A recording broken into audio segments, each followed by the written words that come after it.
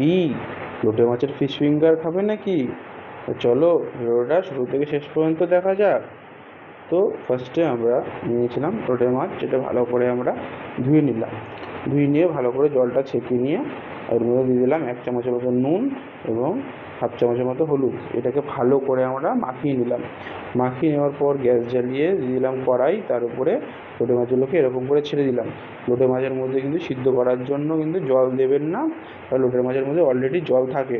তো এটা আমরা ঢাকা দিয়ে দিলাম। দেখছেন তো কতটা জল বেরিয়ে গেছে লোটে মাছ থেকে। তো এগুলো আমরা তুলে নিলাম এক এক করে। তো এবং এরকম এরকম করে কাঁটাগুলো আমাদেরকে বের করে নিতে হবে। সামান্য পরিমাণ কাঁটা খুব সহজে বেরিয়ে যাবে।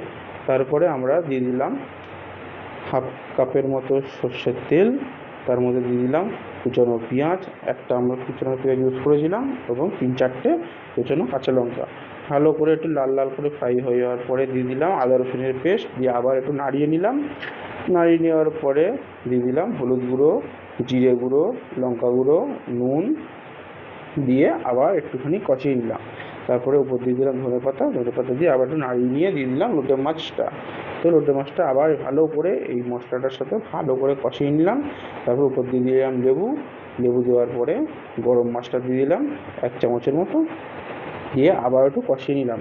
এবং এটা যে থিকনেসটা টাইট হয় তার জন্য দিয়ে দিলাম একটা সেদ্ধ করা গোটা আলু, এবং এটাকে ভালো করে মাখিয়ে নিলাম। মাখিয়ে ভালো করে আমরা কষাবো যেন থিকনেসটা টাইট হয়ে যায়, এবং উপর দিয়ে চিনি দিয়ে আবার নাড়িয়ে নেবো। নাড়িয়ে নিয়ে তুলে নিলাম। এবার এটা ঠান্ডা করার জন্য সাইডে রেখে দিলাম।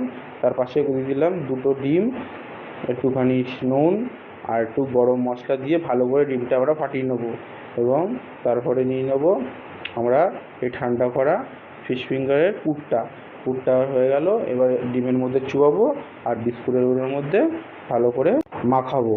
তারপরে আবার আমরা ওই ডিমের মধ্যে চুবাবো, চুবিয়ে আবার বিস্কুটের গুঁড়োর মধ্যে ভালো করে মাখাবো। মাখিয়ে এরকম করে আমরা সব কটা বানিয়ে নেবো। তো আমাদের এখানে সব কটা বানানো কমপ্লিট হয়ে গেছে। আমরা একটা কড়াইয়ের মধ্যে আবার 2 কাপের মতো তেল নেবো। তেল নেওয়ার পরে এখানে একটা একটা করে আমরা ফিশ ফিঙ্গারগুলো ছেড়ে দেবো এবং ভালো করে ডিপলি ফ্রাই করব। দেখুন আমাদের ভালো করে ডিপলি ফ্রাই করা হয়ে গেছে। এবার আমরা একটা একটা করে তুলে দিচ্ছি। এই তৈরি হয়ে গেল আমাদের লোটে মাছের ফিশ ফিঙ্গার। কেমন লাগলো ভিডিওতে জানাবেন।